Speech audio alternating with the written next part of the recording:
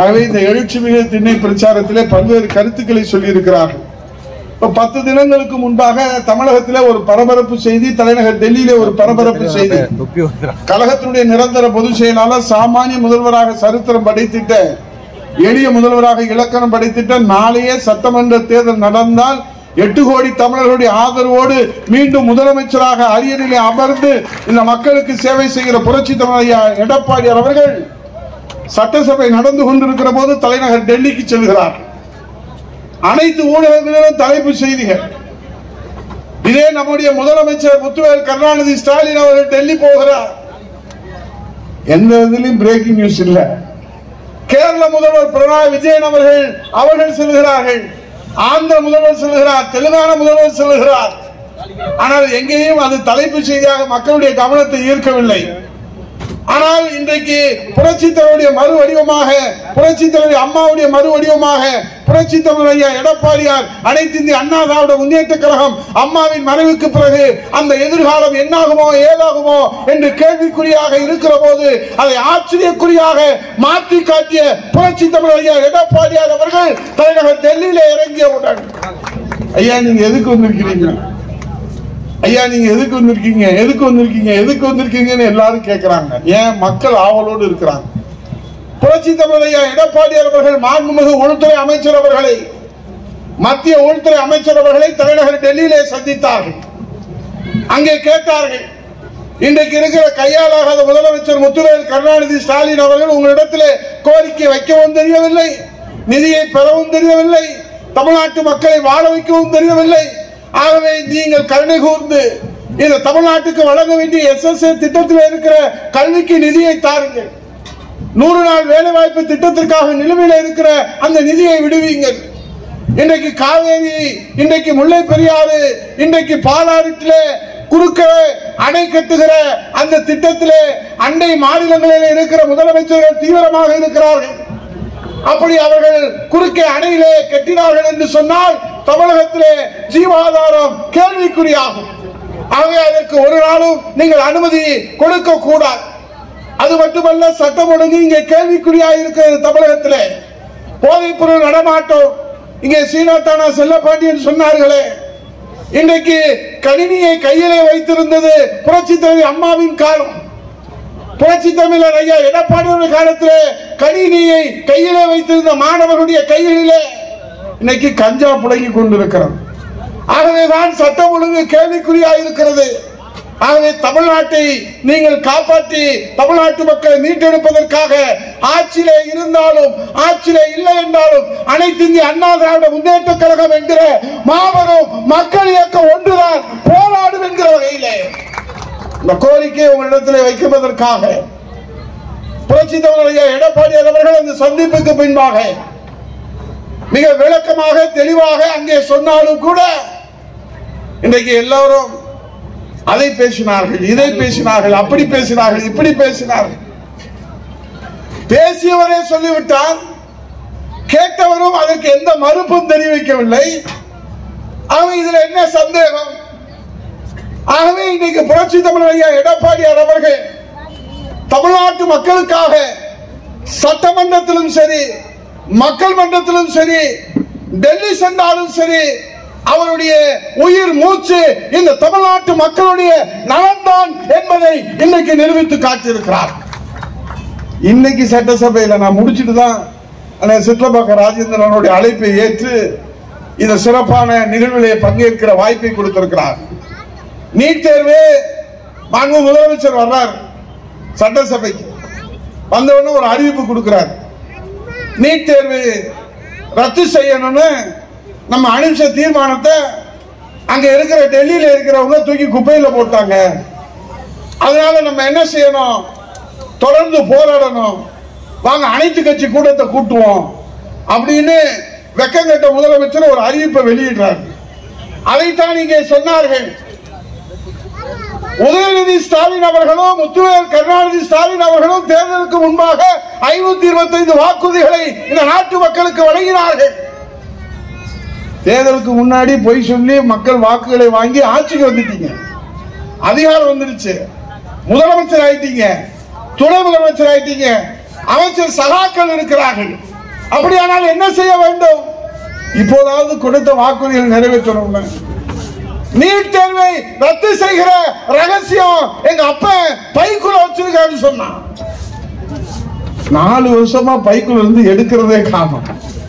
ஆனா பைக்குள்ள எடுத்து போட்டுக்கிறாங்க.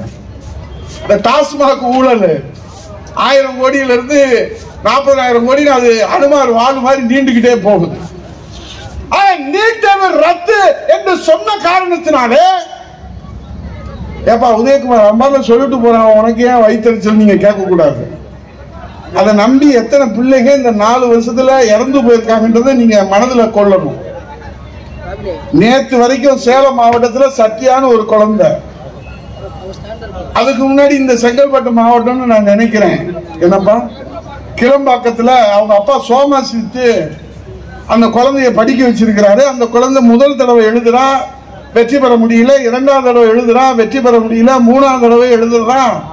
பத்திரிகையில செய்தி, அந்த தகப்பனார் பெற்றெடுத்த தந்தை, நீ எத்தனை முறை வேண்டுமானால் எழுது, நான் சோமாசு வித்தாவது உன்னை எப்படியாவது படிக்க வைக்கிறேன் என்று சொல்லுகிற போது அந்த குழந்தை இனியும் தன் தந்தையை கஷ்டப்படுத்துவதற்கு விரும்பாமல் தன் உயிரை மாய்த்து கொண்டார் என்று சொன்னால், இந்த சன்னாளன் திமுகவுடைய அரசினுடைய முதலமைச்சராக இருக்கிற ஸ்டாலின் சொன்ன வாக்குறுதியை நம்பிதான் இந்த 4 ஆண்டுகளிலே 20 குழந்தைகள் தங்களுடைய உயிரை மாய்த்து கொண்டிருக்கிறார்கள் என்று சொன்னால், இந்த குழந்தைகளுடைய மரணத்திற்கு தார்மீக பொறுப்பேற்க வேண்டிய கடமை இந்த திமுக அரசுக்கு இருக்கிறது என்பதை நான் பகிரங்கமாக குற்றம் சாட்டுகிறேன்.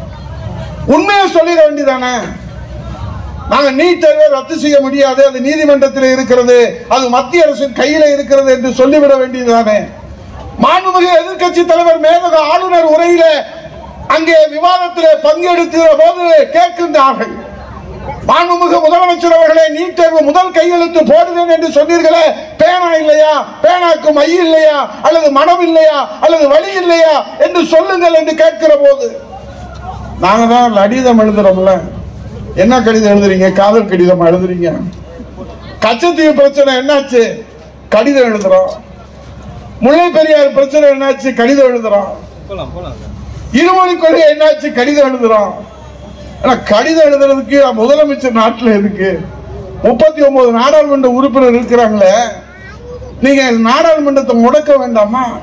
ஒரே ஒரு உதாரணம் சொல்றேன். காவேரி பிரச்சனை புரட்சி தலைவர் இதயதேவ அம்மா அவர்கள் ஒரு நீண்ட சட்ட போராட்டம் நடத்தி அதில் தீர்ப்பை பெற்றார்கள். அந்த தீர்ப்பை பெற்றதற்கு பிறகு அதை நிறைவேற்றுவதற்கு தாமதமாகிறது. அம்மா மறைந்து விட்டார்கள். புரட்சி தலைவர் எடப்பாடியார் முதலமைச்சராக இருக்கிறார். என் வணக்கத்திற்குரிய தாமரமான் பெரியோர்களே, தாய்மார்களே, புரட்சி தலைவர் எடப்பாடியார் கூட்டணியில இருக்கிறார் மத்திய அரசிலே. ஆனால் தமிழ்நாட்டுடைய உரிமை என்று வந்துவிட்டால் உரிமை குரல் எழுப்புவதிலே இந்த தாய் தமிழ்நாட்டு மக்களுக்கு நினைவூட்டுவதற்காக சொல்லுகிறேன். கூட்டணியில் இருந்த போதும் கூட்டணி தர்மத்தை மீறி தாண்டி 22 நாட்கள் நாடாளுமன்றத்தை முடக்கி காவேரி உரிமை 50 ஆண்டு கால பிரச்சனைக்கு தீர்வு கண்ட முதலமைச்சர் புரட்சி தமிழர் ஐயா எடப்பாடியார் என்பதை யாரும் மறுக்க முடியாது. மறுக்க முடியுமா? இன்றைக்கு இருக்கிற முதலமைச்சர் அவர்கள் உடனே சட்டமன்றத்தில் 110 விதியில ஒன்னு அறிவிப்பாரு, இல்லாட்டா ஒரு தனி தீர்மானம் கொண்டு வருவார். இப்ப நீட் தேர்வு பிரச்சனையில புரட்சி தமிழர் ஐயா எடப்பாடியாருடைய அணுகுமுறையை தமிழ்நாட்டு மக்கள் நன்கு அறிவார்கள். அரசு பள்ளியிலே படித்திருக்கிற அந்த மாணவ செல்வங்கள், மருத்துவ மாணவ கனவு என்பது அவர்களுக்கு எட்டாக்கனியாக இருந்தது. உடனே அமைச்சரவையை கூட்டினார்கள். எங்களை போன்றவர்களை எல்லாம் அழைத்தார்கள், மூத்த அமைச்சர்கள் அழைத்தார்கள். இந்த நீட் தேர்வு என்பது மிகப்பெரிய போராட்டமாக இருக்கிறது. ஏழை எளிய சாமானிய விளிம்பு நிலை மக்களுடைய அவருடைய பிள்ளைகள் மருத்துவராக இருக்கிற கனவு. பிள்ளை பிறகுனா உடனே டாக்டர் ஆகணும்னு ஆசைப்படுறோம், ஆனா வழி இல்லை. அப்பதான் புரட்சி தமிழர் ஐயா எடப்பாடியார், என் வணக்கத்துக்குரியவர்களே, இங்க இருக்கிற பெற்றோர்கள், தமிழ்நாட்டில் இருக்கிற பெற்றோர்கள் கோரிக்கை வைக்கவில்லை. மாணவர்கள் எங்கேயும் போராட்டம் நடத்தவில்லை. இன்றைய முதலமைச்சர், அன்றைய எதிர்கட்சி தலைவர் ஸ்டாலின் அவர்கள் கோரிக்கை வைக்கவில்லை. திமுக போராடவில்லை. யாரும் கோரிக்கை வைக்கல. ஆனால் நானும் ஒரு அரசு பள்ளியிலே படித்த மாணவன் என்கின்ற அடிப்படையில் மாண்புமிகு முதலமைச்சர் புரட்சி தமிழர் ஐயா எடப்பாடியார் அவர்கள் இந்தியாவிலே எந்த மாநிலத்திலும் இல்லாத வகையிலே அரசு பள்ளியிலே படிக்கிற மாணவ செல்வங்களுக்கு மருத்துவ மாணவ கனவை நனவாக்குவதற்காக 7.5% இடஒதுக்கீடை வழங்கியதோடு மட்டுமல்ல, அந்த மசோதாவுக்கு மேலக ஆளுநர் அவர்கள் ஒப்புதல் வழங்கவில்லை. கல்வியாண்டு தொடங்க இருக்கிறது. இந்த ஆண்டு நாம் கொடுக்கவில்லை என்று சொன்னால் அதை முழுமையாக கொண்டு போய் சேர்க்க முடியாது என்கிற அடிப்படையிலே மீண்டும் அழைக்கின்றார், அமைச்சரவையை கூட்டுகின்றார் புரட்சி தமிழர் ஐயா எடப்பாடியார் அவர்கள். நாம் அனுப்பிய சட்டமன்றத்தில் நிறைவேற்றி அனுப்பிய சட்ட மசோதாவை மேலக ஆளுநர் அவர்கள் நிலுவையிலே வைத்திருக்கிறார்கள். கல்வியாண்டு தொடங்க போகிறது. மாணவ செல்வங்கள் நாம் கொடுத்த வாக்குறுதியை நம்பி இன்றைக்கு காத்துக் கொண்டிருக்கிறார்கள். என்ன செய்வது என்று யோசிக்கிற போது, நாங்கள் கேட்கிற போது, புரட்சி தமிழர் ஐயா எடப்பாடியார் சொன்னால், இந்திய அரசியல் அமைப்பு சட்டத்திலே முதலமைச்சருக்கு இன்று இருக்கிற அதிகாரம் மேலக ஆளுநர் ஒப்புதல் வழங்கவில்லை என்றாலும் பரவாயில்லை, முதலமைச்சரே அந்த மசோதாவை நிறைவேற்றக்கூடிய அதிகாரம் இந்திய அரசியல் அமைப்பு சட்டத்திலே கொடுக்கப்பட்டிருக்கிறது. ஆகவே என் பதவி கேள்விக்குறியானாலும் பரவாயில்லை. என் வணக்கத்திற்குரியவர்களை, இந்தியாவிலே ஒரு முதலமைச்சர் ஆளுநருடைய அதிகாரத்தை தாண்டி ஒரு சட்ட மசோதாவை நிறைவேற்றி செயல் வடிவம் கொண்டு வந்த ஒரே முதலமைச்சர் புரட்சி தமிழர் ஐயா எடப்பாடியார். How it will be possible என்று எல்லோரும் கேட்டார். இது எப்படி சாத்தியப்பட்டது? இன்றைக்கு இருக்கிற முதலமைச்சர் எதை கேட்டாலும் மேலக ஆளுநர் அவர்கள் நிலுவையிலே வைத்திருக்கிறார் என்று ஒப்பாரி பாடிக்கொண்டிருக்கிறார். ஆனால் புரட்சி தமிழர் ஐயா எடப்பாடி அவர்கள் ஒரு சாமானியர் என்கிற அடிப்படையில், அந்த கஷ்டத்தை உணர்ந்தவர் என்கிற அடிப்படையில், புரட்சி தலைவர் நம்முடைய மன்னாதி மன்னன் மக்கள் விலகம் பொன்மன தலைவன் புரட்சி தலைவர் சத்துணவு திட்டம் கொண்டு வந்தார் என்று சொன்னால், இன்றைக்கும் ஐக்கிய நாட்டு சபையிலே சென்று சத்துணவு திட்டம் என்ற சரித்திர நாயகன் யார் என்று சொன்னால் அது புரட்சி தலைவர் பாரத் ரத்னா எம்ஜிஆர் என்று சொல்லுகிறார். எப்படி அந்த திட்டத்தை செயல்படுத்துகிறது? அவர் சொல்லுகிற போது, புரட்சி தலைவர் சொல்லுகிற போது எல்லா அதிகாரியும் ஏற்றுக்கொண்டார்களா? கருவூலம் காலியாக இருக்கிறது, கஜானா காலியாக இருக்கிறது. ஆகவே நீங்கள் சொல்வதை போல எல்லாம் மதிய உணவு எல்லா நாட்களிலும் எல்லா குழந்தைகளுக்கும் தர முடியாது என்று சொன்னார். ஆனால் புரட்சி தலைவர் என்ன சொன்னார்? வணக்கத்திற்குரிய அதிகாரிகளே, உங்களுக்கு பொருளாதாரம் நன்றாக தெரியும், அது எனக்கும் தெரியும். உங்களுக்கு பொருளாதாரம் நன்றாக தெரியும் என்பது எனக்கும் தெரியும். ஆனால் எனக்கு பொருளாதாரம் தெரியாது. ஆனால் உங்களுக்கு தெரிந்த ஒன்று எனக்கு தெரியாது என்பதை நான் ஒத்துக்கொள்கிறேன். ஆனால் எனக்கு தெரிந்த ஒன்று, நான் அனுபவித்த ஒன்று உங்களுக்கு தெரியாது. அதுதான் பசியின் கொடுமை. உங்களுக்கு தெரியாது, எனக்கு தெரியும், நான் அனுபவித்தவன். ஆகவே சத்துணவு திட்டத்தை நிறைவேற்றுவே தீர்வேன் என்று உறுதியான முடிவெடுத்த தலைவர் புரட்சி தலைவர். அவருடைய வழியே தான் புரட்சி தலைவர் ஐயா எடப்பாடி அவர்கள் இன்றைக்கு தீர்க்கமாக முடிவெடுத்தார்கள்.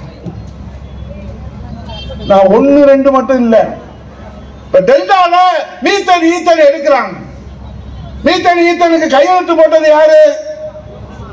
இந்த முதலமைச்சர் முத்துவேல் கருணாநிதி ஸ்டாலின். அங்கே இருக்கிற விவசாயிகள் எல்லாம் வந்து முறையிடுகிறார்கள். இந்த டெல்டா பகுதியை பாதுகாக்க வேண்டும் என்று சொல்லுகிறார்கள். ஆனால் புரட்சி தமிழர் ஐயா எடப்பாடியார் சட்ட ஆய்வுகளை, அவர் ஒரு விவசாயி என்கிற அடிப்படையிலே குடிமராமத்திலே ஒரு நீர் மேலாண்மையிலே புரட்சி செய்தார்கள். உடனடியாக சட்ட வல்லுநர்களை அழைத்து ஆய்வு செய்கிறார்கள். இதை தடுத்து நிறுத்துவதற்கு என்ன வழி? இது மத்திய அரசு என்று சாக்கு போக்கு சொல்லி தப்பித்து விடக்கூடாது. இந்த டெல்டா மாவட்ட விவசாயிகளை பாதுகாக்க வேண்டும் என்பதற்காக வணக்கத்திற்குரிய பெரியோர்களே, மன உறுதியோடு நெஞ்சுரத்தோடு அம்மாவினுடைய மறு வடிவமாக, புரட்சிகளுடைய மறு வடிவமாக டெல்டா மாவட்டத்தை பாதுகாக்கப்பட்ட மண்டலமாக அறிவித்த தலைவர் புரட்சி தமிழர் ஐயா எடப்பாடியார் அவர்கள். திட்டங்களை செய்யணும். 4 ஆண்டு காலம் புரட்சி தமிழர் ஐயா எடப்பாடியார் முதலமைச்சராக இருந்தார். வெள்ளம் வந்தது, கஜா புயல். நான் வருவாய் மற்றும் பேரிடர் மேலாண்மை துறை அமைச்சராக இருக்கிற போது இந்த பகுதியை, முடிச்சூர் பகுதி ஒரு சின்ன மலைக்கே அந்த பகுதியிலே மூழ்கிவிடும். இங்க இருக்கிற சித்லபாக்கம் அவர்களோடு, இங்க இருக்கக்கூடிய தன்சிங் போன்றவர்களோடு நாங்கள் அந்த பகுதியிலே தனி அதிகாரி அமுதா IAS அவர்களை நியமித்து ஒரு நிரந்தர தீர்வு காண வேண்டும் என்று அதற்காக வெள்ள தடுப்பு நடவடிக்கைக்காக நிதியை ஒதுக்கி கொடுத்த முதலமைச்சர் நம்முடைய புரட்சி தமிழர் ஐயா எடப்பாடியார் அவர்கள். புரட்சி தமிழர் ஐயா எடப்பாடியார் முதலமைச்சராக பொறுப்பேற்கிற போது எத்தனை சவால்கள் இருந்தது. தமிழ்நாடு முழுவதும் என்ன பேசிக் கொண்டார்கள். இவர் ஒரு விவசாயி, ஒரு சாமானியன், ஒரு எளியவர். அம்மா அமைச்சரவையிலே அமைச்சராக இருந்தார், அதிலே ஒன்றும் மாற்று கருத்து இல்லை. ஆனால் இவரால் எத்தனை நாட்கள், எத்தனை மாதங்கள், எத்தனை வாரங்கள், எத்தனை ஆண்டுகள் அம்மா அவர்கள் உயிரை கொடுத்து உருவாக்கி இந்த அரசை வழி நடத்த முடியும் என்று கேள்வி கேட்டவர்கள் எத்தனை பேர். ஆனால் நிதானமாக, பொறுமையாக புரட்சி தமிழர் ஐயா எடப்பாடியார் அவர்கள் கேள்வி கேட்பவர்களுக்கு வாய்ச்சொல் வீரராக பதில் சொல்லவில்லை. என் வணக்கத்திற்குரிய பெரியோர்களே, புரட்சி தலைவி அம்மாவின் ஆன்மாவின் ஆசையோடு, புரட்சி தலைவருடைய ஆன்மாவின் ஆசையோடு, உங்கள் ஆதரவோடு, தொண்டருடைய ஆதரவோடு 4.5 ஆண்டு காலம் முழு ஆயுளையும் அம்மா உயிரை கொடுத்து உருவாக்கிய அரசை காப்பாற்றி சாதனை படைத்திருக்கிற முதலமைச்சர் புரட்சி தமிழர் ஐயா எடப்பாடியார் அவர்கள் நாட்களை கடத்தவில்லை, அதை கடந்து போகவில்லை. ஒவ்வொரு நாளும் திட்டங்கள், அவ்வளவு சவாலான பணிகளுக்கு மத்தியிலும் கூட குடிமராமத்து திட்டம். அம்மா அவர்கள் 7 மருத்துவக் கல்லூரியை கொடுத்தார்கள். புரட்சி தமிழர் ஐயா எடப்பாடியார் அவர்கள் 11 மருத்துவக் கல்லூரியை ஒரே ஆண்டிலே பெற்றுக் கொடுத்து ஒரே ஆண்டிலே 6 புதிய மாவட்டங்கள், 2000 அம்மா மினி கிளினிக். எப்படி இவரால் சாத்தியப்பட்டது? அதற்கு ஒரே காரணம், அம்மாவின் வழியிலே, தலைவர் வழியிலே மக்களை நேசிக்கின்ற தலைவராக புரட்சி தமிழர் ஐயா எடப்பாடியார் நமக்கு கிடைத்திருக்கிற காரணத்தினாலே 11 மருத்துவக் கல்லூரி. புரட்சி தமிழர் ஐயா எடப்பாடியார் ஒரு சாமானிய விவசாயியாக இருந்து மத்திய அரசிலே போராடி வாதாடி இந்த தமிழ்நாட்டு மக்களுடைய நலனுக்காக பெற்று தந்தாரு.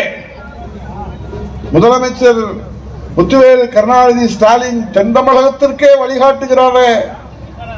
ஒரே ஒரு மருத்துவக் கல்லூரி இந்த 4.5 ஆண்டுகளில் பெற்றுக் கொடுத்திருக்கலாம். வக்கத்தவன் ஒரு மருத்துவக் கல்லூரி. வாய் மட்டும் இவ்வளவு நீளத்துக்கு பேசுறீங்க. கல்விக்கு நிதி வாங்குறதுக்கு வக்கு இல்ல, மெட்ரோ ரயில் திட்டத்துக்கு நிதி வாங்குறதுக்கு வக்கு இல்ல, நிவாரணத்துக்கு நிதி வாங்குறதுக்கு வக்கு இல்ல. கேட்டா நான் தான் இந்த இந்தியாவுக்கே வழிகாட்டுறேன்றான். என்ன தலைவரே, ஏதோ ஒண்ணு வச்சுட்டு போறேன் விடு தலைவரே. நமக்கு என்ன, நமக்கு ஸ்டாலின் வீட்டுக்கு போகணும், புரட்சி தமிழர் ஐயா எடப்பாடியார் கோட்டைக்கு வரணும், பிரச்சனைகளுக்கு எல்லாம் தீர்வு காணும். அவன் எதை விட்டா என்ன, கதை விடாம இருந்தா செட்டான். சட்டசபை என்பது எதற்காக இருக்கிறது? என் வணக்கத்திற்குரியவர்களே, வாத பிரதிவாதங்கள் ஆளுகிற கட்சியிலே கவனத்திலே கொண்டு வருவதற்காகத்தான் பிரதான எதிர்கட்சி அனைத்து இந்திய அண்ணா திராவிட முன்னேற்ற கழகம். இது என்ன சாதாரண கட்சியா? எனக்கு முன்னாலே சீனாதான சொன்னாரு, 52 ஆண்டுகள்ல என் வணக்கத்திற்குரியவர்களே, 17/10/1972 புரட்சி தலைவர் இந்த தொடங்கிய இந்த இயக்கம், அவர் உயிரோடு இருக்கிறவரே அவர் முதலமைச்சராக இருந்தார். புரட்சி தலைவி அம்மா அவர்கள் உயிரோடு இருக்கிறவரை முதலமைச்சராக இருந்தார். 52 ஆண்டுகளிலே வணக்கத்துக்குரியவர்களே, 32 ஆண்டுகளுக்கு ஆளுகிற கட்சியாக இந்த மக்கள் மத்தியிலே சேவை செய்த கட்சி அனைத்து இந்திய அண்ணா திராவிட முன்னேற்ற கழகம். சரி, உதயகுமார் திமுக வந்தான ஆளுங்கட்சியா இருந்துச்சு, இல்லைன்னு சொல்லல. கொட்டுகிற மலையிலே ராபின்சன் பூங்காவிலே பேரறிஞர் பெருந்தகை அண்ணா அவர்கள் இந்த திராவிட முன்னேற்ற கழகத்தை துவக்கி அவர் மறைவுக்கு பின்னாலே விபத்திலே முதலமைச்சராக வந்த கருணாநிதி அவர்கள், இப்போது ஸ்டாலின் அவர்கள் 75 ஆண்டுகள் இன்றைக்கு அவர்கள் பவள விழா கொண்டாடுகிறார்கள் என்று சொன்னான். 75 ஆண்டுகளிலே 25 ஆண்டுகள் ஆட்சியில் இருந்த திமுக, 52 ஆண்டுகளிலே 32 ஆண்டுகள் ஆட்சியில் இருந்த அதிமுக. ஆகவே மக்கள் விரும்புகிற கட்சி, மக்கள் வரவேற்கிற கட்சி, ஏழைகள் கட்சி, எளியவர்கள் கட்சி, தொண்டர்கள் கட்சி, தாய்மார்கள் கட்சி, ஒட்டுமொத்த தமிழ்நாட்டுக்கு ஒரே கட்சி அண்ணா திராவிட முன்னேற்ற கழகம் என்கிற காரணத்தினால இன்னைக்கு புரட்சி தமிழர் ஐயா எடப்பாடியார் அவர்களுக்கு எத்தனை இன்னல்கள், இடையூறுகள், எத்தனை எத்தனை இடைஞ்சல்கள், அவதூறுகள். ஏன்னா ஒரு சாமானியர் ஒரு இயக்கத்தை தலைமை தாங்கி வழி நடத்துகிறார். இன்னைக்கு 2 கோடிக்கு மேலே தொண்டர்களை ஒரு ராணுவ கட்டுப்பாடோடு புரட்சி தமிழர் ஐயா எடப்பாடியார் அவர்கள் எளியவராக, வலிமை உள்ளவராக, கருணை உள்ளவராக, தாயன்பு கொண்டு தெய்வ உள்ளத்தோடு எல்லோரையும் இன்றைக்கு அரவணைத்து, ஒரு குடும்பம் இருந்தாலே 2 விவாதங்கள் இருக்கதான் செய்யும். இங்க போய் உட்கார்ந்தா உடனே ஒரு பிரேக்கிங் நியூஸ் போடுறாங்க. இவர் ஏன் அப்படி திரும்பினார், இவர் என் கழுத்துல சுழுக்கு, அதனால அங்கிட்டு திரும்பினேன். ஏன்னா திருமண செய்தியா அண்ணா திராவிட முன்னேற்ற கழகத்துல? ஏன்னா அண்ணா திராவிட முன்னேற்ற கழகம் தான் இந்த தமிழ்நாட்டு மக்களுக்காக உழைக்கிற ஒரே கட்சி என்று இது துவங்கிய நம்முடைய மன்னாதி மன்னன், மக்கள் திலகம், பொன்மன தலைவன், புரட்சி தலைவர் மனிதர் அல்ல, அவர் மனித புனிதர் துவக்கிய இந்த கட்சி யாராலும் ஒன்றும் செய்ய முடியாது. இன்னைக்கு டாஸ்மார்க்ல நாங்க ஆரம்பத்திலிருந்து சொல்லிக்கிட்டே இருக்கிறோம். எங்க அண்ணன் சிற்றப்பாக்க பல போராட்டம் நடத்திட்டார், தமிழ்நாடு முழுவதும் நடத்துறோம். பாட்டிலுக்கு 10 ரூபா அடிக்கிறான்.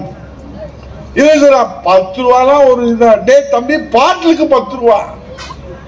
ஒரு நாளைக்கு 1 கோடி பாட்டில் விற்கிது. 1 கோடியா? அப்ப பாட்டிலுக்கு 10 ரூபானா 1 கோடிக்கு 10 கோடி. சரி, இது ஒரு சைடு போகுதுன்னா இன்னொரு சைடு கரூர் கம்பெனி என்ன பண்ணுவாங்க? இதை வாங்கி இருக்கட்டுமானா கொஞ்சம் பார்த்துமா முடிச்சவங்க பேசுங்க. இல்ல இல்ல சும்மா நிற்கும்.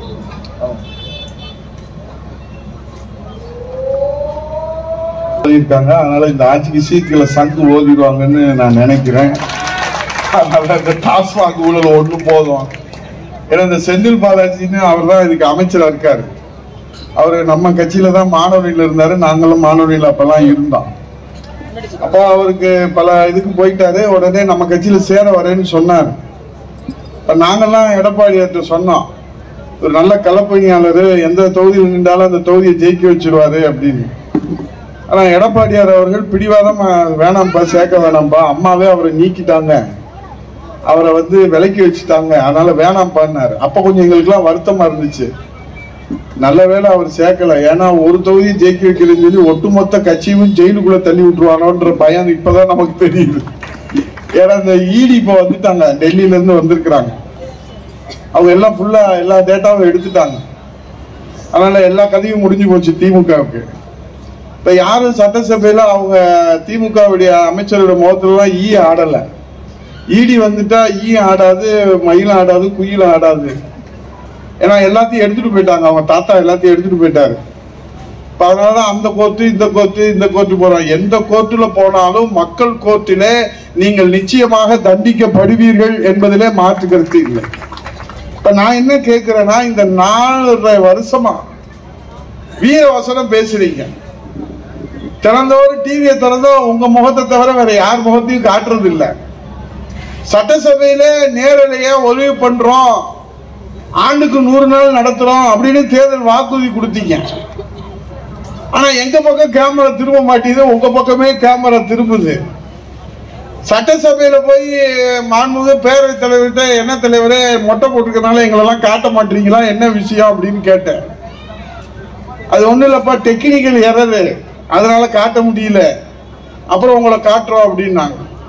காட்டுறேன்னு 4.5 வருஷமா யாரையுமே காட்ட மாட்டாங்க. ஆனா ஸ்டாலினை மட்டும் காட்டிக்கிட்டே இருக்கிறாங்க. இப்ப என்ன ஆகுதுன்னா, அளவுக்கு மிஞ்சினா அமிர்தமும் நஞ்சுன்னு சொல்லியிருக்காங்க பெரியவங்க. இப்ப நீங்க ஸ்டாலின் முகத்தை காட்டாம இருந்திருந்தாலாவது 1-2 எம்எல்ஏ ஜெயிக்கலாம் வர்ற தேர்தல்ல. இப்ப நீங்க ஸ்டாலின் முகத்தை காட்ட காட்ட 234 தொகுதிகளிலும் திமுக தோல்வியுற்றது என்கிற செய்தியை தவிர வேற எந்த செய்தி வராது. இது சும்மா நான் மிகைப்படுத்தி சொல்லல. நான் இப்ப புரட்சி தலைவர் என்ன திட்டம் செஞ்சாங்க, புரட்சி தலைவர் இதய அம்மா அவர்கள் மடிக்கணினி கொடுத்தாங்க. எங்க சீனா தானா சொன்னாரு, விலையில்லா மிக்சி, கிரைண்டர், மின்சார விசிறி தாய் வீட்டு சீதனமாக. படித்த பிள்ளைகள், பெண் குழந்தைகள் மணமேடையிலே உட்காருகிற போது தாய் மாமன் வீட்டு சீரு வருகிறதோ இல்லையோ, பெற்றெடுக்காத தாயாக தாய் வீட்டு சீதனமாக 1 பவுன் தங்கத்தை புரட்சி தலைவர் இதய அம்மா அவர்கள் தாலிக்கு தங்கம் திட்டம். அதுல என்ன உங்களுக்கு இளவு வந்துச்சு? அந்த திட்டத்தை ஏன் கை வைக்கிறீங்க? கொடுத்துட்டு போங்க. மடிக்கணினி திட்டம் புரட்சி தலைவர் இதயதீபம் அம்மா அவர்கள் கொண்டு வந்த திட்டம். 2011 தகவல் தொழில்நுட்பத்துறை அமைச்சராக இருக்கிற போது அந்த திட்டத்திலே பங்கேற்கிற வாய்ப்பை புரட்சி தலைவர் அம்மா அவர்கள் வழங்கினார்கள். இன்னைக்கு மடிக்கணினி 30,000, 25,000, 15,000 கிடைக்குது. 2011 புரட்சி தலைவர் இதயதீபம் அம்மா அவர்கள் முதலமைச்சராக பொறுப்பேற்ற போது விலையில்லாத அரிசி, கறவை, மாடுகள், ஆடுகள் வழங்குகிற திட்டம், இந்த மடிக்கணினி திட்டம் தொடங்கி வைக்கணும். அதிகாரிகள் கூப்பிடுறாங்க, தலைமைச் செயலாளர் எல்லாத்தையும் கூப்பிட்டு ஆய்வு செய்வாங்க. மடிக்கணினி கொள்முதல் பண்ணியாச்சா, என்ன ஆச்சு, ஏதாச்சு? அப்ப தலைமைச் செயலாளர் தலையை சொல்கிறார், honourable chief minister of Tamil Nadu புரட்சி தலைவர் அம்மா அவர்களே, ஹம்பிள் சப்மிஷன் மேடம், என்ன சொல்லுங்க, இந்தியாவிலே இல்லை, ஜப்பானிலே, ரஷ்யாவிலே, உலக நாடுகளில் எல்லாம் விசாரித்து விட்டோம். ஆண்டுக்கு 9 லட்சம் மடிக்கணினி எங்கேயும் உற்பத்தி இல்லை. அப்படியே நாம் வாங்கினாலும் கூட 1 லட்சம் ரூபாய் ஒரு மடிக்கணினி விலையாகிறது. வல்லரசு நாடுகளிலே கூட மாணவ செல்வங்களுக்கு மடிக்கணினி வழங்குகிற திட்டம் இல்லை. ஆனால் நீங்கள் பள்ளிக்கூடத்தில் படிக்கிற, கல்லூரியிலே படிக்கிற, பாலிடெக்னிக்கிலே படிக்கிற மாணவ செல்வங்களுக்கு மடிக்கணினி வழங்க வேண்டும் என்று சொல்லுகிற போது அதற்கு மாற்றாக ஒரு திட்டத்தை யோசிக்கலாம் என்று, அதே மடிக்கணினி போன்று இருக்கிற ஒரு கணினி, கையடக்க கணினி என்று சொல்வார்கள், டேப் என்று சொல்வார்கள், அதை கொடுத்து விடலாம். அது இந்தியாவிலே உற்பத்தி ஆகிறது. அது 25,000, 5,000, 10,000 கிடைக்கிறது. என் வணக்கத்திற்குரியவர்களே, அந்த நிகழ்விலே நானும் பங்கேற்றவன் என்கிற அடிப்படையிலே சொல்லுகிறேன். வேறொரு முதலமைச்சராக இருந்தால் என்ன செய்திருப்பார்கள்? ஆட்சிக்கு வந்தாகிவிட்டது, வாக்குறுதி கொடுத்தது, இனி 5 ஆண்டுகளுக்கு பிறகுதான் மக்கள் மறந்து விடுவார்கள். மடிக்கணினி கொடுத்தால் என்ன, கையடக்க கணினி கொடுத்தால் என்ன என்று எதையோ ஒன்று கொடுத்து விடுங்கள் என்று சொல்லியிருப்பார்கள். ஆனால் என் வணக்கத்திற்குரியவர்களை, புரட்சி தலைவர் இதயதீபம் அம்மா அவர்கள் சொன்னார்கள், மிஸ்டர் சீஃப் செக்ரட்டரி, அம்மா அவர்கள் சொன்னால், அம்மா சொன்னா கொடுப்பேன் என்று இந்த தமிழ்நாட்டு மக்கள் நம்பி இருக்கிறார்கள். ஆகவே மடிக்கணினி தான் தர வேண்டும் என்று புரட்சி தலைவர் இதயதீபம் அம்மா அவர்கள் கொடுத்த உத்தரவின் அடிப்படையிலே தான் என் வணக்கத்திற்குரியவர்களே 52 லட்சம் மாணவ செல்வங்களுடைய மடிக்கணினி இன்றைக்கு மடியிலே தவழ்ந்து கொண்டிருக்கிற கணினி புரட்சியை நிறைவேற்றிய தலைவி புரட்சி தலைவர் அம்மா அவர்கள். மகளிருக்கு பாதுகாப்பு இவங்க வழங்குறாங்க. இன்னைக்கு சட்டமன்றத்தில் பேசுறாங்க, கேடு கட்டவங்க, வாய் கூசுமோ என்னமோ தெரியல. இன்னைக்கு கிளவி மரத்துக்கு சேலையை கட்டா கூட கெடுத்துறாங்க. அப்படி இன்னைக்கு சீரழிஞ்சு போச்சு சமுதாயம். ஏன்னா எல்லாம் போதையில இருக்கிறார். ஏன்னா இந்த போதையில வச்சிருக்கிறான்னா மயக்கத்திலே வச்சிருக்கா, அப்பதான்டா நமக்கு ஓட்டு போடுவாங்க, தெளிஞ்சுட்டா அதிமுக ஓட்டு போட்டுருவான்றான். ஏன்னா காவல்துறை இங்க சொன்னார்களே, இங்கிலாந்தின் ஸ்காட்லாந்து யாருக்கு நிகரான காவல்துறை என்று சொன்னால் அது தமிழ்நாட்டுடைய காவல்துறை அம்மாவுடைய கையிலே, புரட்சி தமிழருடைய கையிலே இருக்கிற போது, இப்போ ஏடிஜிபி பெண் IPS அதிகாரி அவங்க போய் டிஜிபி ஒரு மனு கொடுக்குறாங்க. இது நான் ஒன்னும் மிகைப்படுத்தி சொல்லல, நடந்த நிகழ்வுகளை சொல்றேன். என்ன சொல்றாங்க? டிஎன்பிசியில இடஒதுக்கீடு முறையாக கடைபிடிக்கவில்லை என்பதை நான் தெரிந்து கொண்டிருக்கிறேன். ஆகவே அதை தட்டி கேட்ட காரணத்தினாலே என்னுடைய அலுவலகம் தீ வைத்து எரிக்கப்பட்டிருக்கிறது. 10 நிமிடத்திற்கு முன்பாக நான் அலுவலகத்துக்கு சென்றிருந்தால் மாண்புமிகு டிஜிபி அவர்களே என் உயிர் போயிருக்கும். யார் சொல்றா?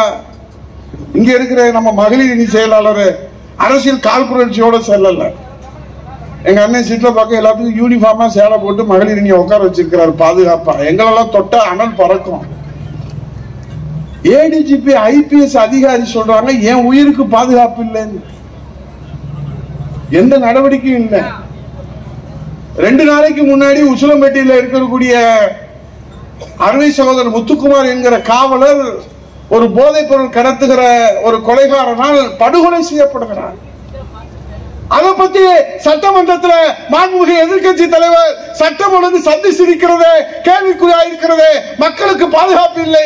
சிறுமி முதல் பாட்டி வரை இன்னைக்கு பாலியல் பலாத்காரம். அண்ணா பல்கலைக்கழக வளாகத்துக்குள்ளே சென்று கற்பழிக்கிறார்கள், வீட்டுக்குள்ளே சென்று கற்பழிக்கிறார்கள். இந்த நாடு அமளி காடாக மாறி இருக்கிறது. அது குறித்து அரசினுடைய கவனத்திற்கு, சட்டசபையுடைய கவனத்திற்கு கொண்டு வரும். எதிர்கட்சி தலைவர் சட்டமன்றத்தில் சொல்லாம எங்க போய் சொல்றது? கடைசி வரைக்கும் தரவே இல்லைங்க. அனுமதி தரணுமா வேணாமா? நெஞ்சுரத்தோடு முதலமைச்சர் நடவடிக்கை எடுத்திருக்கிறார் என்று சொன்னால் மாண்புமிகு எதிர்கட்சி தலைவர் கேட்ட கேள்விக்கு சட்டமன்றத்தில் பதில் சொல்லணும்ல. நாங்க கேள்வி கேட்டா போதும், முதல்ல எனக்கு தான் 4 பேர்த்த அனுப்புவாங்க. ஏன்னா கொஞ்சம் உண்டா இருக்கிறதுனால என்னை தூக்கி வெளியே போடுறதுக்கு. என்னைய தூக்கி வெளியே போட்டதுக்கு அப்புறம் நாங்க எதிர்கட்சி தலைவரை தொட விட மாட்டோம். அவர் மீது தூசுப்பட்டாலும் 2 கோடி தொண்டர்களுக்கு நாங்கள் பொறுப்பாக வேண்டும் என்பதற்காக சட்டமன்றத்தில் பாதுகாப்பு அரணாக அங்க இருக்கிறோம். அதனால முதல்ல என்னைய தூக்கிடுவாங்க. நானும் கையை உதறி பார்ப்பேன், காலை உதறி பார்ப்பேன். அவன் காதுக்குள்ள வந்து சார் மன்னிச்சுக்கங்க, அடுத்து நீங்க தான் வர போறீங்க, அப்ப என்னை பார்த்து ப்ரமோஷன் கொடுங்க. அட சண்டால தூக்கி போகும்போது கூட ப்ரமோஷனா? அப்ப வலிக்காம தூக்கிட்டு போடான்னு நானும் அவன் ஒரு வேண்டுகோள் வச்சுக்கிறோம். நாங்க இன்னைக்கு கருத்து சுதந்திரத்திற்கு தமிழ்நாட்டிலே அச்சுறுத்தல் ஏற்பட்டிருக்கிறது. அது குறித்து சட்டமன்றத்திலே கவன ஈர்ப்பு கொடுத்திருக்கிறோம். 10 நாட்களாக கேட்கிறோம். அது குறித்து பேசுவதற்கு வாய்ப்பு கொடுங்க. நீங்க அரச குறை சொன்னீங்கன்னா வாய்ப்பு கிடையாது. உதயநிதி ஸ்டாலின் ஒருத்தன் சொல்றான், மன்னர் யாரு அவர் அமைச்சரே சொல்றாங்க. இன்னைக்கு சட்ட அமைச்சர் மன்னர் ஸ்டாலின். இதுதான்டா மக்கள் சொல்றாங்க, மன்னராட்சி மன்னராட்சி. அதுதான் இங்க நாடோடி மன்னன் பாடல் சீனாத்தான சொன்னாரு. நாங்க சொல்றதுக்கு ஒப்புதல் வாக்கு மூலமா அங்க சட்ட அமைச்சர் ரகுபதி சொல்றாரு மன்னர் இளவரசர். சரி, அவர் மன்னர், அவர் இளவரசர், குட்டி இளவரசர். அப்புறம் நீங்களே நாட்டை ஆண்டா தமிழ்நாட்டில் தேர்தல் எதுக்குடா? இந்திய அரசியல் அமைப்பு சட்டத்துல இங்க இருக்கிற கடை கோடியில கொடி பிடிக்கிற தொண்டரும் கோட்டையிலே முதல் வரிசையில உட்கார்ந்து மக்கள் சேவை ஆற்றலாம் என்கிற அந்த ஜனநாயக மாண்பு அங்கே எங்கே போனது? கொட்டுகிற மலையில ராபின்சன் பூங்காவிலே திமுகவை தொடங்கிய பேரறிஞர் பெருந்தகை அண்ணா அவர்கள் சொன்னார்களே, ஓலை குடிசையிலே பிறந்தவுடைய குரல் கோட்டையிலே ஒழிக்க வேண்டும், அதுதான் உண்மையான ஜனநாயகம் என்று சொன்னாரே, அது எங்கடா போச்சு? கருணாநிதி குடும்பமே இந்த தமிழ்நாட்டை ஆளணும்னா இந்திய அரசியல் அமைப்பு சட்டத்தில் திருத்தம் பண்ணிட வேண்டியதானே? இந்தியாவிலே கான்ஸ்டிடியூஷன் ஆஃப் இந்தியா, இந்திய அரசியல் அமைப்பு சட்டத்தில் முதல் திருத்தம் இந்த தமிழ்நாட்டில் இடஒதுக்கீடுக்காக போராட்டம் நடத்தி அதை திருத்தி இடஒதுக்கீடு பெற்று தந்தவர்கள் தமிழர்கள். இன்னைக்கு கருணாநிதி குடும்பம் தான் ஆளணும்னா ஜனநாயகம் கேள்வி கூத்தா இருக்கு. ஆகவே இன்னைக்கு சட்டமன்றத்திலே வாழ்த்து பாடுவதற்கோ பாராட்டுவதற்கோ தாலாட்டு பாடுவதற்கு மட்டும்தான் அனுமதி. இந்த நாட்டிலே இருக்கக்கூடிய விலைவாசி உயர்வு. இங்க இருந்து பார்த்தேன், எங்க அக்கா அந்த பூண்டு 100 ரூபான்னு போட்டுருக்குறாங்க. போட்டுட்டு முகம்பூரா நல்ல மஞ்சளை போட்டு கொண்டையை போட்டு பூ வச்சுக்கிட்டு வச்சு விசிறிச்சுக்கிட்டே இருக்கு. ஒரு வியாபாரம் நடக்கல. டீயை வாங்கி குடிச்சிருக்கு. நான் இதோட பார்த்துட்டு 4 டீ அந்த அக்கா குடிச்சிருச்சு. பூண்டு 50 ரூபாய்க்கு 30 ரூபாய்க்கு வித்தா அந்த பூண்டு விற்கும். இப்ப அது டயர்ட் ஆகி அவர் பையனும் அவர் சொந்தக்காரங்களை உட்கார வச்சுட்டு, தம்பி ஒரு வியாபாரம் நடக்கல, நீயாவது உட்கார்ந்து போடுறா, ஏதாவது விற்கலாம், விலைவாசி வந்துச்சுன்னா யாரு வாங்குவா? அரிசி விலை என்ன வைக்குது, எண்ணெய் விலை என்ன விற்குது, வெண்ணெய் விலை என்ன விற்குது, வெண்ணெய் அதை முதல்ல போடுறான். இன்னைக்கு எந்த விலைவாசி மின்சார கட்டணத்தை புரட்சி தமிழர் எடப்பாடி முதலமைச்சராக இருக்கிற போது ஏற்றவே இல்லைங்க. 8 வருஷம் சத்தியமா எந்த கோயில வேணாலும் நாங்க சத்தியம் பண்றேங்க. இவர் பைபிளை கையிலே வச்சிருப்பார், சீனாத்தானா சட்டசபைக்கு வந்தாலும் வச்சிருப்பாரு, இங்கேயும் இப்ப வச்சிருக்காரு. அவரும் நானும் அவர் பைபிள்ல சத்தியம் பண்ணட்டும், அங்க இருக்கக்கூடியவங்க அல்லாஹ் மீது நம்பிக்கை இருக்கிற குரான்ல இருக்கட்டும், நான் பகவத்கீதையில சத்தியம் பண்ணி சொல்றேன், 8 ஆண்டுல 1 பைசா கூட கரண்ட் பில் கூட்டவே இல்லைங்க. ஆனா அவன் ஏத்தாதே கரண்ட் பில்ல ஏத்தாதேன்னு போராட்டம் பண்ணாங்க. இப்ப பார்த்தா என்னத்தங்க சொல்றது, மின்சார கட்டணத்தை உயர்த்திட்டாங்க. மாதத்துக்கு நாங்க 6% உயர்த்துவோம், சொத்து வரியை உயர்த்துவோம், குப்பை வரியை உயர்த்துவோம், சாக்கடை வரியை உயர்த்துவோம், காத்து வரியை உயர்த்துவோம், தண்ணி வரியை உயர்த்துவோம். ஏன்னா இது நாடா இல்ல இது சுடுகாடா? ஏத்தாத கரண்ட் பில்லுக்கு போராட்டம் பண்ண அன்றைய எதிர்கட்சி தலைவர் இன்றைய முதலமைச்சர் கேட்டா, சட்டசபையில கேள்வி கேட்ட என்ன சொன்னா, மத்திய அரசு அழுத்தம் கொடுத்துச்சு. ஏன்னா மத்திய அரசு அழுத்தம் கொடுத்தா நீ அடிபடுகிற, எங்களை அடிமை அரசு என்று சொன்னீர்களே, அந்த அடிமை அரசுல தான் சிங்கமாக எத்தனை அழுத்தம் வந்தாலும் இந்த தாய் தமிழ்நாட்டு மக்கள் மீது மின்சார கட்டணத்தை உயர்த்தவில்லை, சொத்து வரியை உயர்த்தவில்லை. அத்தனை சுமைகளையும் இந்த தமிழ்நாட்டு மக்களுக்காக அறிவிப்பு கொடுத்தல எங்களை அடிமை அரசுன்னு சொன்ன நீ இன்னைக்கு கேட்டா அழுத்தம் கொடுக்குறாங்க, அதனால ஏத்திட்டோம். இந்த கடன் அளவை பத்தி சொன்னாங்க. 73 வருஷம் நம்ம வாங்கி இருக்கிற கடன் 5 லட்சம் கோடி. எத்தனை அணை கட்டி இருக்கிறோம், எத்தனை பள்ளிக்கூடம் கட்டி இருக்கிறோம், எத்தனை கட்டடங்களை கட்டி இருக்கிறோம், எத்தனை அணைகள், கட்டிடங்கள், பாலங்கள், ரோடுகள், சாலைகள், அத்தனை. இவன் நம்ம என்ன சொன்னாரு? எடப்பாடியார் அரசு கடன் வாங்குகிற அரசு. உங்க அப்பன் தானே 1.5 லட்சம் கோடியை கடன் வச்சுட்டு போனா 2011. நாங்க அம்மா முதலமைச்சரா இருக்கிற போது இந்த 73 ஆண்டுகள்ல 5 லட்சம் கோடி கடன். இந்த 4 ஆண்டுகள்ல எத்தனை லட்சம் கோடி கடன்? இந்த நிதிநிலை அறிக்கையை தாக்கல் செஞ்சிருக்கிறாங்க. தங்கம் அரசு மாண்புமிகு நிதி அமைச்சர் அவர்கள் தாக்கல் செய்யறாங்க. திடீர்னு எல்இடி ஸ்கிரீன்லாம் போட்டிருப்பாங்க. இங்க கூட சிட்ல பார்க்க எல்இடி ஸ்கிரீன்லாம் போட்டு ஒளிபரப்பு பண்றாங்க. எங்களுக்கு கூட கொஞ்சம் வயிற்று கலகிச்சு. எதுக்குடா எல்இடி கிரி போடுறாங்க? தேர்தல் நேரத்தில் ஏதாவது அறிவிச்சிருவாங்களோ? பத்திரிகை கூட எழுதுனாங்க 1000 2500 ஆக போகுதுன்னு. எங்களுக்கு கொஞ்சம் கிளி ஏற்பட்டுச்சு. ஆனா எதுவும் 1000 கொடுப்பாங்களா என்னன்னு தெரியல. ஏன்னா கடன் இன்றைக்கு இந்த ஆண்டு மட்டும் 1,92,000 கோடி வாங்க போறதா மாண்புமிகு நிதித்துறை செயலாளர் உதயச்சந்திரன் ஐஏஎஸ் அவர்கள் சொல்றாங்க. இந்த 1,92,000 கோடியில ஏறத்தாழ 75,000 கோடி பழைய கடன், புதிய கடனுக்கு வட்டி. இந்த 1,92,000 கோடியில 55,000 கோடிக்கு பழைய கடன் அடைக்க போறோம். இந்த முதலமைச்சர் முத்துவேல் கருணாநிதி சொல்றாரு, எந்த அரசு கடன் வாங்கல, நாங்க கடன் வாங்குறோம். அதை இளைய தலைமுறைகளுக்குரிய எதிர்காலத்திற்காக நாங்கள் செலவிடுகிறோம், மூலதன செலவுக்காக செலவிடுகிறோம் அப்படின்னு முதலமைச்சர் சொல்றாரு. வாங்குற 1,92,000 கோடியில 75,000 கோடி வட்டிக்கு போயிடுது. பழைய கடன் அடைக்கிறதுக்கு 55,000 கோடி போயிடுது. மீத இருக்கிற 55,000 கோடியில மூலதன செலவு செஞ்சா இதுல அவரு வேற சொல்றாரு 1 லட்சம் பில்லியன் டாலர். எங்க ஆத்தாக்க, எங்க அக்காக்க, எங்க தங்கச்சி எல்லாம் இங்க டாலர் போட்டிருக்கிறாங்க. அம்மா டாலர் போட்டிருக்கிறாங்க, முருகன் டாலர் போட்டிருக்கிறாங்க, ஐயப்பன் டாலர் போட்டிருக்கிறாங்க. அவன் சொல்ற டாலர் எந்த டாலர் நமக்கும் தெரியல. 1 பில்லியன் டாலர் பொருளாதாரத்தை கிராமத்துல சொல்லுவாங்க, சீனி சக்கரை சித்தப்பா எங்க அப்பன் செத்தப்பான். பேப்பர்ல எழுதி கொடுத்தா 10,000 முட்டாள், வாயிலேயே பேசுறா 10,000. இந்த 4 ஆண்டு காலம் நான் சொல்றேன், புரட்சி தலைவர் காலம் தொட்டு சத்துணவு திட்டம் தொடங்கி இன்றைக்கு புரட்சி தலைவர் எடப்பாடியார் குடிமராமத்து திட்டம் வரை இந்த திட்டங்களால் காலத்தால் இந்த வான் உள்ளவரை, இந்த வையம் உள்ளவரை, இந்த பூமி உள்ளவரை, இந்த உலகம் உள்ளவரை இந்த திட்டம் காலத்தால் அழியாத புரட்சிகரமான திட்டம் என்பதை இந்த உதயகுமார் சொல்லுகிறேன். நீங்க சொல்லுங்க ஏதாவது ஒரு திட்டத்தை. சத்துணவுல அவங்க அப்பே முட்டை போட்டானா? முட்டை ஏன்னா சண்டானீங்களா? முட்டை போடுறது ஒரு சாதனையாட. ஏன்னா அந்த முட்டை எதுக்கு போடுறான், ஏன் போடுறான்? எல்லா புகழும் புரட்சி தலைவருக்கு போயிடக்கூடாதான். சத்துணவு திட்டம் சொல்லி காய்கறியோட சாம்பார் ஊத்தி நாங்கெல்லாம் அந்த பருப்பு சாம்பாரை ஊத்தி சாப்பிட்டா அது மாதிரி ஒரு சாம்பார் நம்முடைய சரவண பவன்ல கூட கிடைக்காது.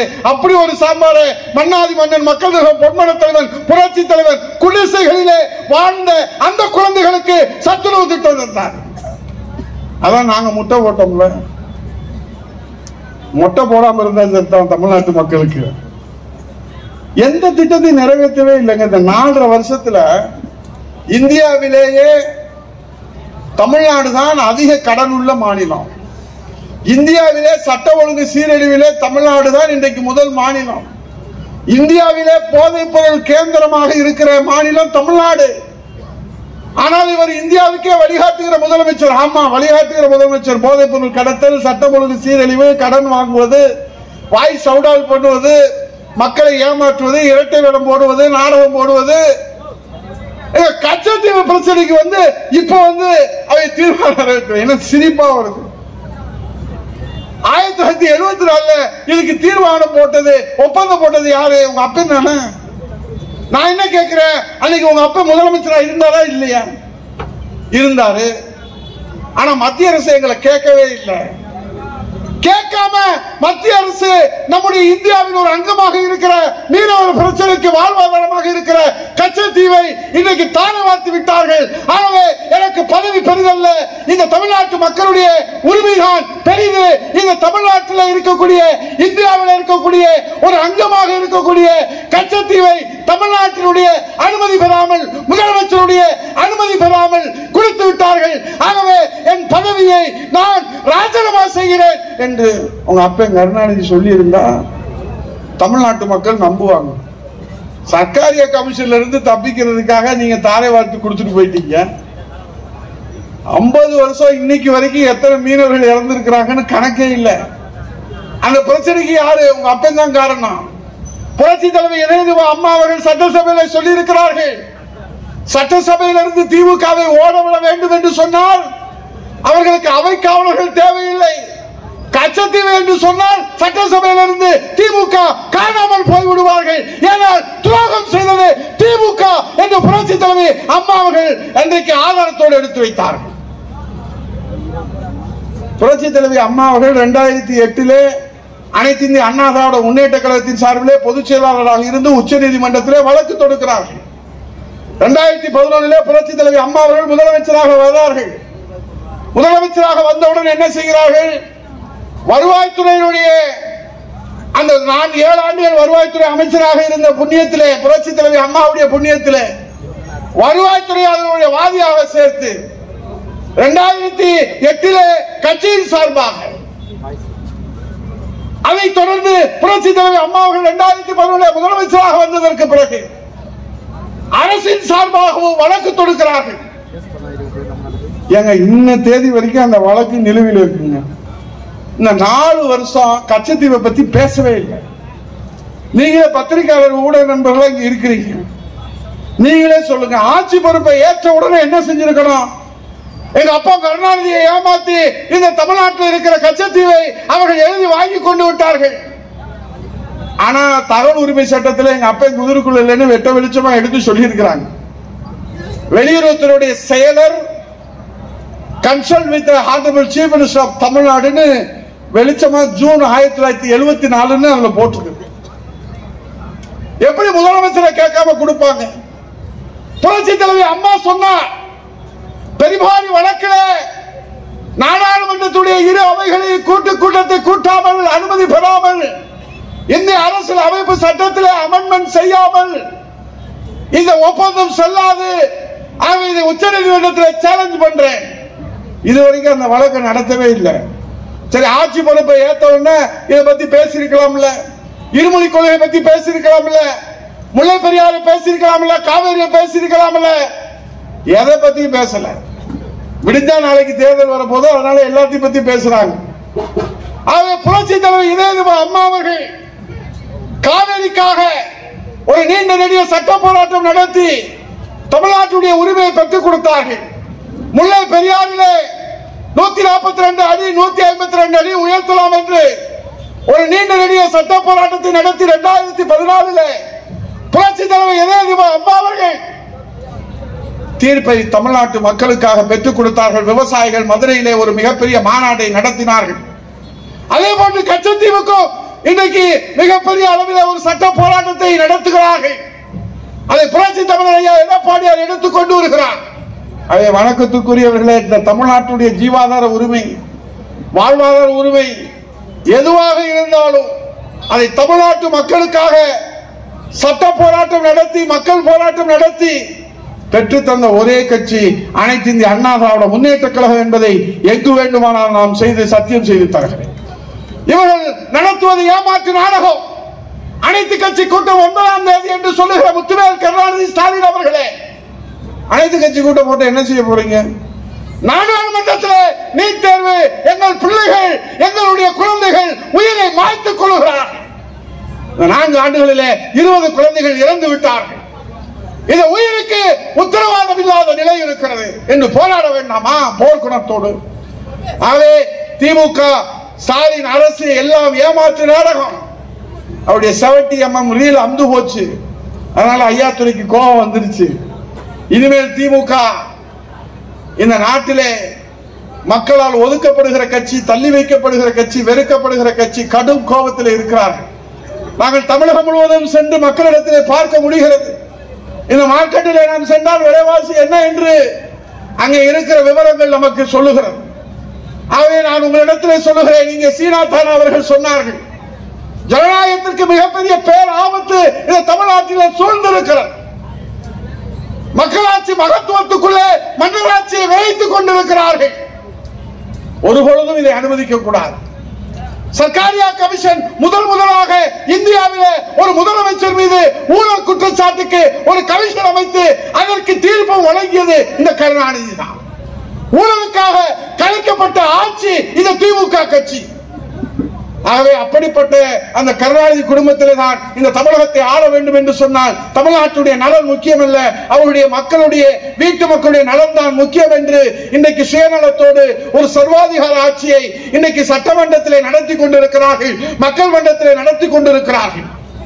அவை எப்பாடுபட்டாது 2026 இந்த மொட்டமன்ற உதயகுமார் இத்தனை பிரச்சனைகள் உங்கள் மத்தியில் வச்சிருக்கிறேன், இதுக்கெல்லாம் தீர்வு காணணும், விட சொல்லணும்ல. சீனா தான பிரச்சனையை சொன்னாரு, பொன்ராஜா பிரச்சனையை சொன்னாரு, எனக்கு முன்னாடி பேசினவங்க எல்லாம் பிரச்சனையை சொன்னாங்க. எங்க சிட்லபாக்க ராஜேந்திரன் அநேகமா இன்னும் இந்த ஒரு வருஷத்துக்குள்ள செஞ்சுரி அடிச்சு போராட்டத்தை நடத்தினாலும் நடத்துவாரு, அவரை யாராலும் தடுக்க முடியாது, எந்த சக்தியாலும் தடுக்க முடியாது. அவரை சட்டமன்றத்தில் வரவேற்கிறதுக்கு நாங்க தயாராக இருக்கிறோம். அவர் வருவார், புரட்சி தமிழக எடப்பாடியுடைய நம்பிக்கை பெறுவார், அதுல எந்த மாற்று கருத்தும் இல்லை. அப்ப நம்ம என்ன செய்யணும்? இதுக்கு ஒரு தீர்வு வேணும்ல. கரண்ட் பில் ஏறிச்சு உதயகுமார், அது எங்களுக்கு தெரியும். சட்ட ஒழுங்கு சீரழிஞ்சு போச்சு, அது எங்களுக்கு தெரியும்.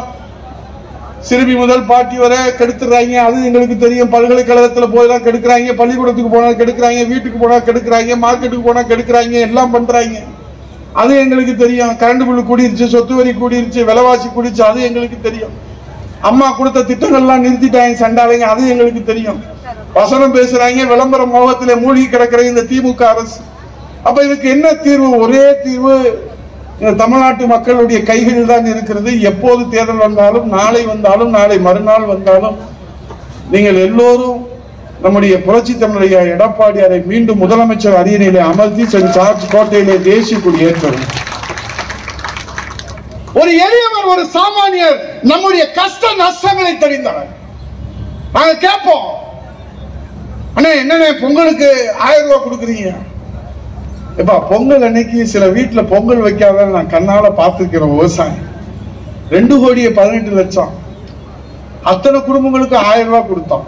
2,500 ரூபாய். எங்க சீனாத்தனை சொன்ன 5 காந்தி கொடுத்தோம். அதான் சொல்றேன், சொல்ல வர கொரோனா வந்துருச்சு, இந்த கொடுத்த 1000 ரூபாய் நின்று போயிருமோன்னு நாங்கெல்லாம் உட்காந்து கேட்டுக்கிட்டு இருக்கோம். அமைதியா இருங்கன்னாரு. இந்த 1000 ரூபாய்க்கு ஆபத்து வந்துட்டா சித்தப்பாக்கும் உள்ள போக முடியாது, நாங்களும் உள்ள போக முடியாது. ஏன்னா பொங்கல் வந்துட்டா மக்கள் எடப்பாடியார் தருவாருன்னு எல்லாரும் எதிர்பார்த்து இருக்கிறாங்க. ஒரு கையில கரும்பு, ஒரு கையில சக்கரை, மட்டாவெல்லாம் எல்லாம் எடுத்துட்டு போறாங்க. அப்பதான் சொன்னாரு, 1000 ரூபாய் போன பொங்கலுக்கு கொடுத்தோம், இந்த பொங்கலுக்கு மக்கள் எதிர்பார்ப்பாங்க, ஆனா கொரோனா பாதிக்கப்பட்டிருக்கிறது.